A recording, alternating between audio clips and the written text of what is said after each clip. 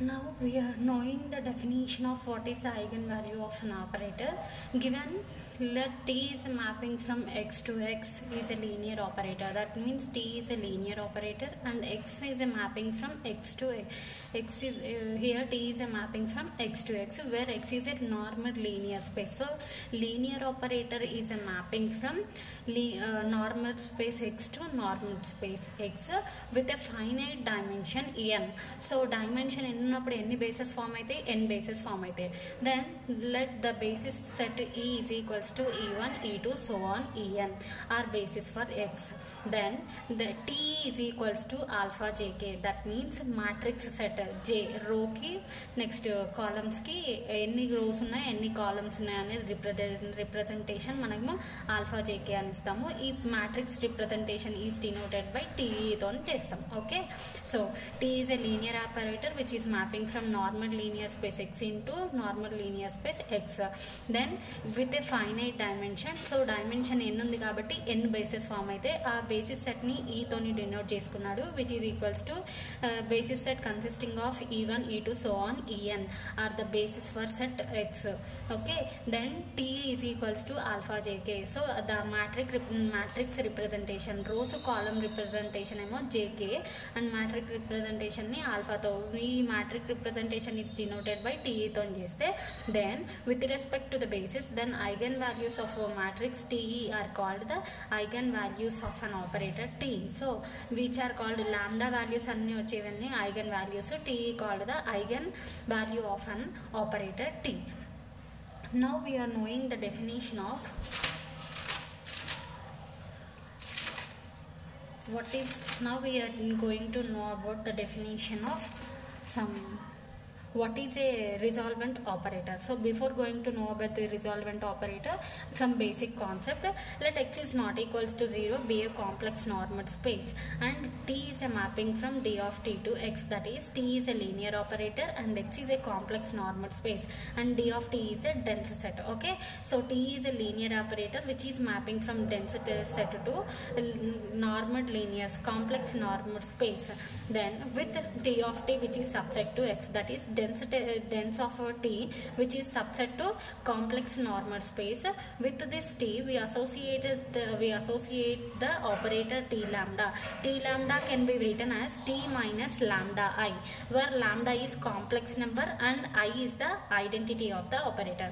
So T is a linear operator, D of T is a dense set and x is a complex normal space. So with the condition D of T is subset to x, T associate the operator which can be written T lambda which can be written as T minus lambda I, where lambda is called the complex number and I is called the identity operator on D of T. Okay, now we are going to know about what is a resolvent operator.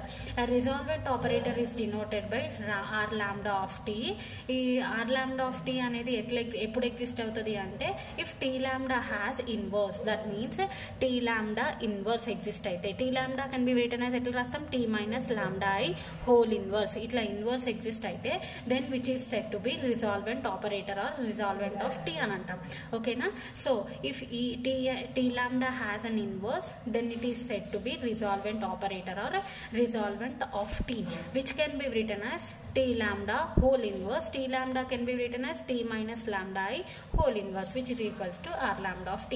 So if T lambda has inverse then it is called a resolvent operator or resolvent of T. And what is the regular value? Regular value, before going to regular value we define a mapping where T is a linear operator, D of T is a dense of T and x is a complex normal space with the condition D of T is subset to x. Then a regular value lambda is called then lambda is called a regular value if it satisfies the three conditions. They are first R1 condition R lambda of T is exist, second R2 R lambda of T is bounded, next R lambda of T defined on the set which is dense in x. So R lambda of T we defined on the whole set which is dense in x. So emavali lambda is called a regular value of a linear operator T avvali ante it should satisfies the three conditions.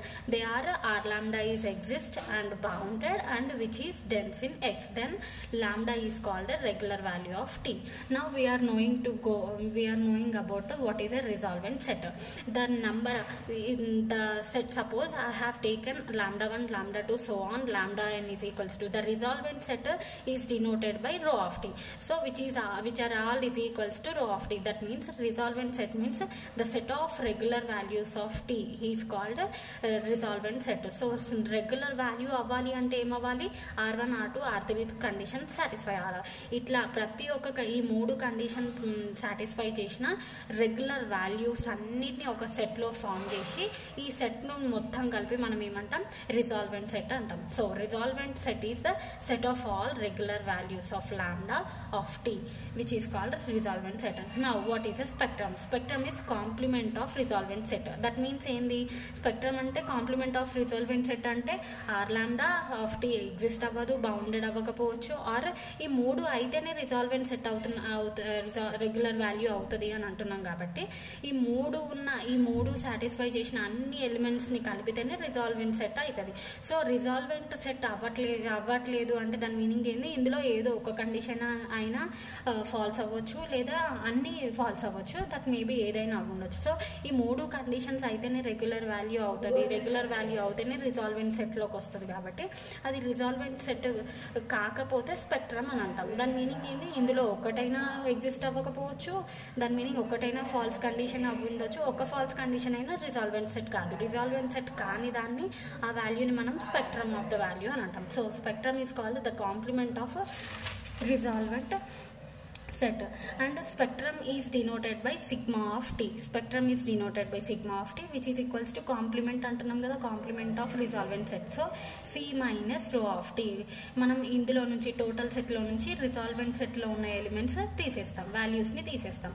In the complex plane c is called spectrum of t and a lambda belongs to sigma of t called spectrum value of t. So lambda అని value ఏమైంది, spectrum value అయ్యింది అని ఎప్పుడు అంటాము అంటే, it does not satisfies the condition r1 r2 r3. That means it does not satisfies the condition r lambda of t is exist, r lambda of t is not bounded, and r lambda of t is which is does not dense in whole the set X. So then lambda is said to be spectral value of t, and the spectrum sigma of t is partitioned into 3 disjoint sets. First is point spectrum, second one is continuous spectrum, third one is residual spectrum. So first మనకి regular value అవ్వాలి అంటే it should satisfy 3 condition. ఏంటి, R lambda of T is exist అవ్వాలి, next వచ్చేసి R lambda of T is bounded, okay, and third condition is R lambda of T is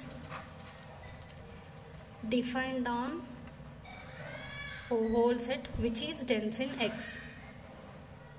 which is dense. So ఈ 3 conditions లేదా ఇందులో ఏదైనా ఒక condition satisfy చేయకపోతే then ఆ వాల్యూని మనం స్పెక్ట్రల్ వాల్యూ అంటాం. ఈ స్పెక్ట్రల్ వాల్యూని 3 పార్ట్స్గా డివైడ్ అయింది. ఫస్ట్ ఏంటి, పాయింట్ స్పెక్ట్రమ్. పాయింట్ స్పెక్ట్రమ్ అంటే ఏంటి అని అంటే, ఆర్ లాంబ్డా ఆఫ్ టీ అనేది ఎగ్జిస్ట్ అవ్వకపోతే, ఫస్ట్ కండిషన్ ఎగ్జిస్ట్ అవ్వకపోతే then it is called point spectrum. That means ఏంది, పాయింట్ స్పెక్ట్రమ్ అవ్వాలి అంటే r2 r3 అనేవి సాటిస్ఫై అవుతాయి, but r1 lambda r lambda of t అనేది ఎగ్జిస్ట్ అవ్వదు. Then it is said to be point spectrum. Next what is a continuous spectrum. Continuous spectrum సెకండ్లో ఇదేమవ్వాలి, R lambda of T అనేది bounded అవ్వద్దు, okay. First point స్పెక్ట్రమ్లో ఫస్ట్ది satisfy అవ్వదు, second continuous స్పెక్ట్రమ్లో సెకండ్ది exist అవ్వదు, అంటే R lambda of T is unbounded, అంటే ఇవి రెండు ఎగ్జిస్ట్ అవుతాయి. R lambda of T exist అవుతుంది and R lambda of T defined on whole set which is dense in X. ఈ రెండు సాటిస్ఫై అవుతాయి. Then it is called continuous spectrum.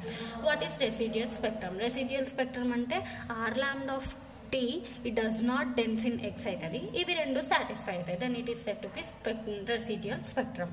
Okay, నా note points అంటే ఏంటి అంటే, since rho of T and sigma of T are disjoint. Disjoint అంటే ఏంటి, intersection is equals to 5 వస్తుంది. సపోజ్ నేను రో ఆఫ్ టీ ఇంటర్సెక్షన్ ఇంకేముంది sigma of T is equals to disjoint అంటే ఇంటర్సెక్షన్ విల్ బి 5 వస్తుంది అనమాట. సో అందుకనే మనం యూనియన్ మాత్రమే తీసుకున్నాం. సో చూడండి, complex set is equals to rho of T union sigma of T. Rho of T అంటే రిజాల్వెంట్ స్పెక్ట్రల్ వాల్యూస్ అని, ఇందులో ఏమన్నా ఉంటాయి, అన్ని రెగ్యులర్ వాల్యూస్ అన్నీ ఉంటాయి. ఇందులో రెగ్యులర్ వాల్యూస్ కానివి ఈ స్పెక్ట్రమ్ వాల్యూస్ ఇవన్నీ కలిపితే కాంప్లెక్స్ నార్మల్ స్పేస్ వస్తుంది, కాంప్లెక్స్ ప్లేన్ అనేది వస్తుంది, which is equals to rho of T union. ఇది ఈ రో ఆఫ్ టీలో 3 పార్టీషన్స్గా డివైడ్ అయినాయి కదా, అదేంటి పాయింట్ స్పెక్ట్రమ్. సో పాయింట్ స్పెక్ట్రమ్ని సిగ్మా పి ఆఫ్ టీ అని రాసినాడు. నెక్స్ట్ ఇంకేమైంది, కంటిన్యూస్ స్పెక్ట్రమ్, అందుకే సిగ్మా సి ఆఫ్ టీ అని రాసుకున్నాడు. ఇంకోటి ఏంది, రెసిడ్యువల్ స్పెక్ట్రమ్, అందుకే సిగ్మా ఆర్ ఆఫ్ టీ అని రాసుకున్నాడు. సో ఈ సిగ్మా ఆఫ్ టీ అనేది 3 డిస్జాయింట్ పార్ట్స్గా డిఫైన్ అయింది కాబట్టి ఈ సిగ్మా ఆఫ్ టీని మనం ఇట్లా రాసుకోవాలి. Okay, and second condition is R lambda of T is exist అయితే అండ్ అది లీనియర్ అవుతుంది. నాకు నెక్స్ట్ థర్డ్ పాయింట్ ఏంటి అంటే, టీ లాంబ్డా ఇన్వర్స్ ఎగ్జిస్ట్ అయితే ఎప్పుడు ఎగ్జిస్ట్ అవుతుంది, T lambda inverse exist if and only if T lambda X is equals to 0 which implies X is అంటే T lambda X is equals to 0 అని వస్తే T lambda inverse exist అయినట్టు. T lambda inverse exist అయింది అంటే T lambda X is equals to 0 అయినట్టు. మనం ఈ రెండు కండిషన్, ఈ కండిషన్ అయితే ఇది సాటిస్ఫై అవుతుంది, ఇది సాటిస్ఫై అయితే ఇది సాటిస్ఫై అవుతుంది అని అర్థం.